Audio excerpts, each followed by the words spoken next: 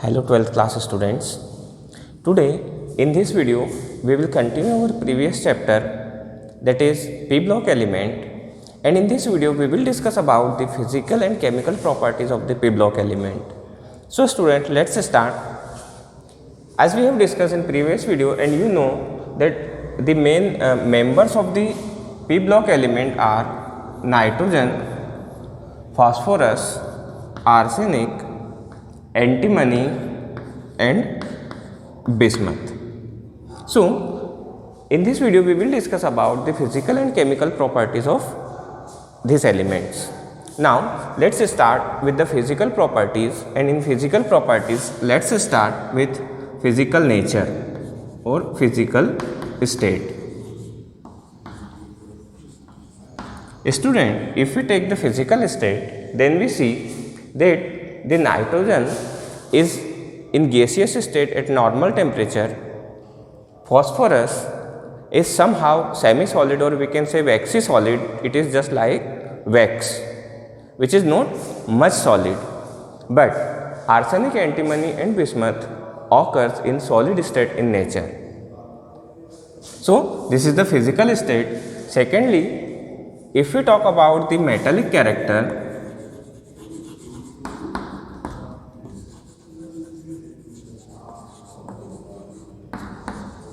or metallic properties of these elements, then we see that nitrogen is a non-metal, phosphorus is also a non-metal, but arsenic and antimony both are metalloids in nature. That means they have property in between the non-metals and metals. That is why they are known as metalloids. But bismuth is a pure metal. So we can say that the metallic trend increases while moving down in the group, that is group 15th. Nitrogen non-metal, non-metal, metalloids and metals. Next property, students, if we see their melting point,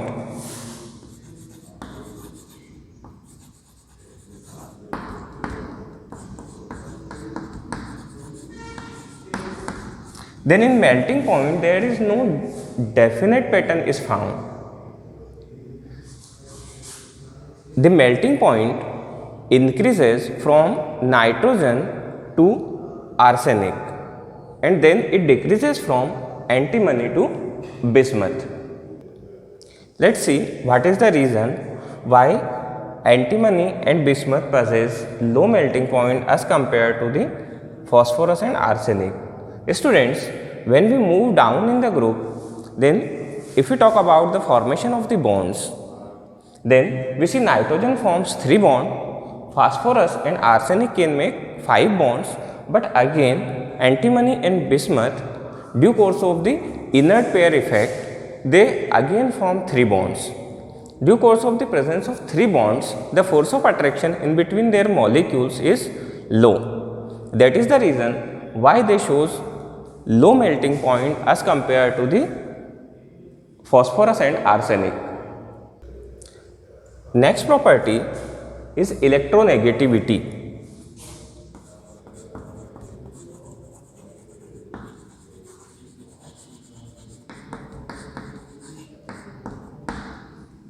Students, as you studied in 11th class that the electronegativity is somehow related to the atomic size, and atomic size, whenever we move down the group, their atomic size increases.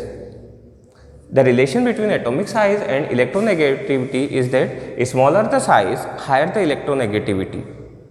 It is inversely proportional to the size of the atom. So we have seen in earlier video that nitrogen is the smallest member in this family. As we move down the group, the size of the atom increases, and consequently their electronegativity also decreases. So nitrogen is the highest electronegative element in this group, and bismuth is the lowest electronegativity, or we can say antimony and bismuth both have equal electronegativity. The next property of this element is catenation.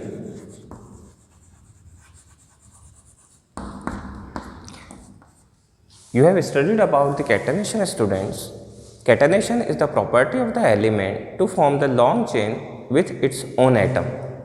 So, the property of the catenation is shown a little by the member of this group, but only 3 elements, that is nitrogen, phosphorus and arsenic. Nitrogen, phosphorus and arsenic shows the property of the catenation. Till date, students, 8 atom long chain of the nitrogen, 5 of the phosphorus and 2 of arsenic is known. So, in this group, the formation of the long chain of the 8 atom by nitrogen, 5 atoms by phosphorus and 2 atoms by arsenic are found. Next property we see the types of bond formed by these elements.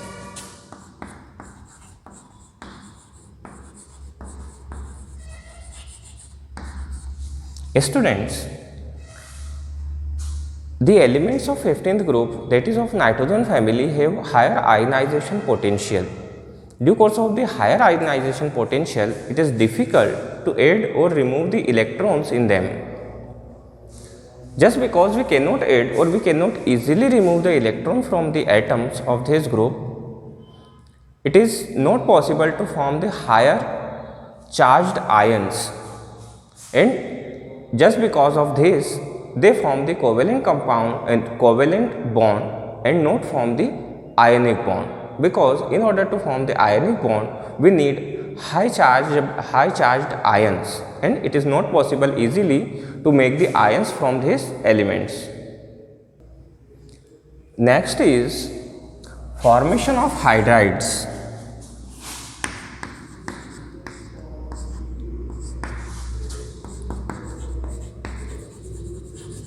Formation of hydrides. Hydrides means, students, the reaction with hydrogen or addition of the hydrogen. So, the members of 15th group readily react with hydrogen and all the elements form hydrides very easily, and they form RH3 type of hydride. RH3 R here means the member of the nitrogen family. You know that NH3, ammonia, nitrogen readily react with hydrogen and form ammonia. Phosphorus can also react and form PH3. Arsenic also react and ASH3. Antimony can also react and form SbH3, and bismuth can also react with hydrogen to form BiH3. So, all the elements of this group readily react with hydrogen to form hydrides in the form of RH3. Next is their chemical reactivity. So, if we see the chemical reactivity of this member of this group,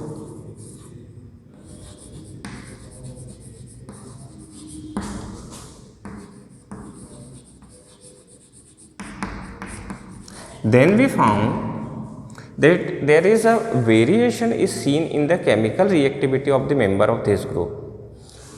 First of all, nitrogen is readily an inert gas which do not easily react with other elements, but in order to get it react, it requires some special conditions, high temperature and pressure. If we talk about its reaction with oxygen, then it forms NO by reacting with the nitrogen, but this reaction or this combination reaction requires near about 2500 degrees Celsius temperature. So, just because of the formation of the triple bond in nitrogen, it acts as an inert gas and do not easily react with other elements. Phosphorus, secondly, is readily reactive with the elements and easily react with other elements at room temperature. It can easily burn at room temperature, combine with oxygen and get react with other elements also. But arsenic antimony and bismuth, these are not readily reactive, but in order to get them react with other elements, they must be heated in presence of air with other elements. Students, the reason behind the difference in their reactivity is somehow their electronegativity of the elements. Due course of this electronegativity, they shows difference in their reactivity. So students, these are the physical and chemical properties of the group 15 elements. Now students, we will study in detail about the two members, that are nitrogen and phosphorus, and the compound formed by them in detail. So let's start with the nitrogen.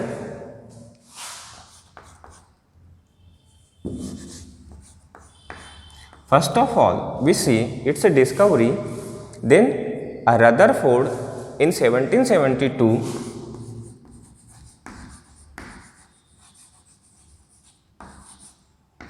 a scientist named Rutherford discovered this gas in 1772 by extracting the carbon dioxide and oxygen from the natural air.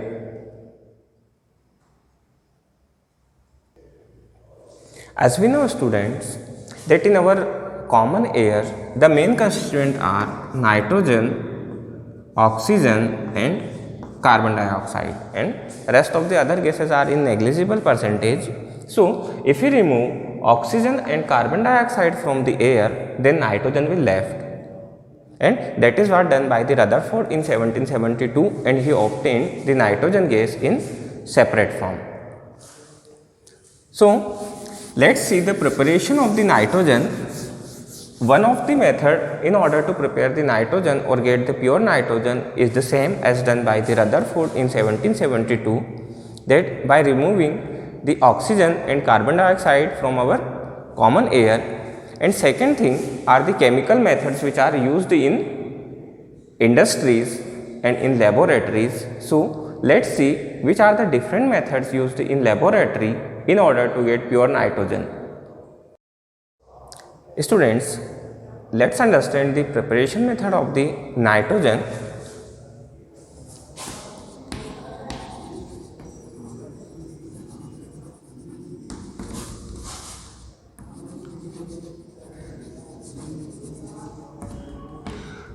Students, there are different methods of the preparation of the nitrogen. Let's see some of them. First of all, the nitrogen can prepared by the oxidation of the ammonia gas. So let's see the reaction, how this oxidation takes place.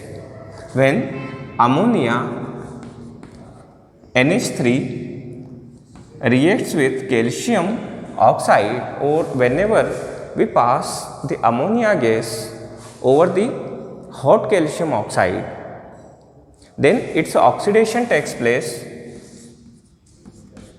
by passing through it over the hot calcium oxide, and nitrogen NO2 plus Cu, copper and H2O water are obtained. If we balance this reaction, then two molecules of the ammonia, 3 molecules of calcium oxide, then 1 molecule of nitrogen and 3 atom of copper and 3 molecules of water are formed. So this is the simplest method by which we can obtain the nitrogen in pure form. Secondly, this oxidation can also be done with the help of bleaching powder. The bleaching powder, you know the chemical formula of bleaching powder is CaOCl2, that is calcium oxychloride. Let's see how this reaction takes place. When we can say oxidation by bleaching powder. When 2 molecules of the ammonia, that is NH3, reacts with 3 molecules of calcium oxychloride CaCl2, and we heat this, then we see that in this reaction nitrogen N2 plus calcium chloride CaCl2, 3 molecules of calcium chloride plus 3 molecules of water are formed. In this way also we can see that we can obtain the pure nitrogen. So these are the two methods of the preparation of the nitrogen by the oxidation method. Next we see that this nitrogen can also be prepared by ammonium dichromate. The formula of ammonium dichromate is let's see, by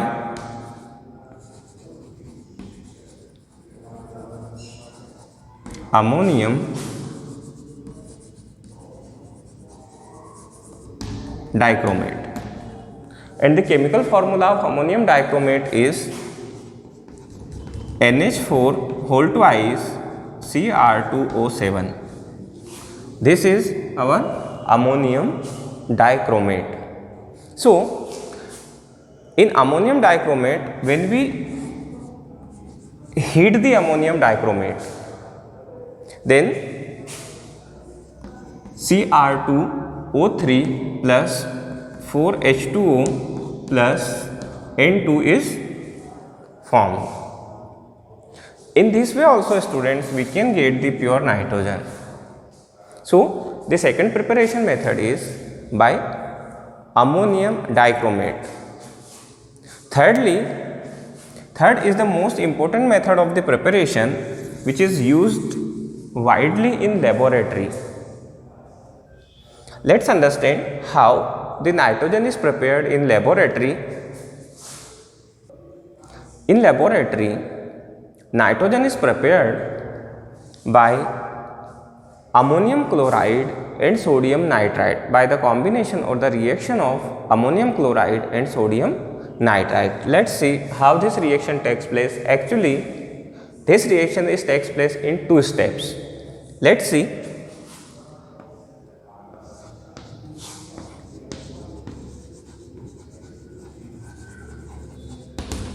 Preparation of N2 in laboratories. So ammonium chloride, that is NH4Cl, reacts with sodium nitrite, that is NaNO2.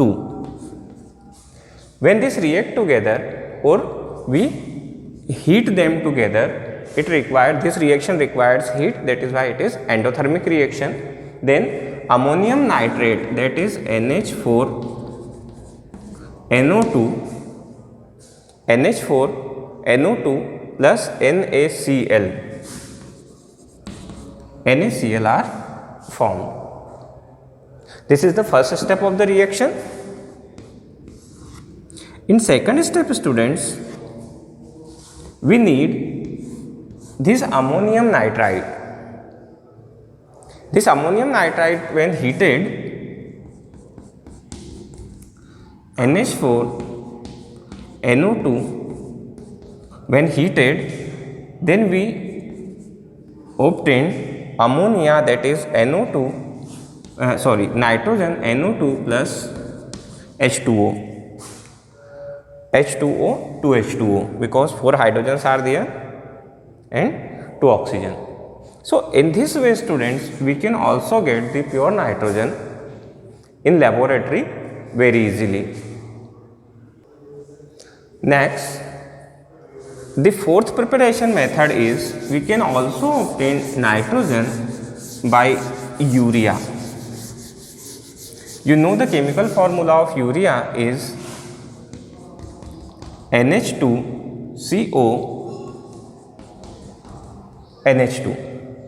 When this urea reacts with nitrous acid, that is HNO2, whenever it reacts with 2 molecules of nitrous acid HNO2, then students, CO2 plus 3 molecules of H2O plus 2 molecules of nitrogen are obtained.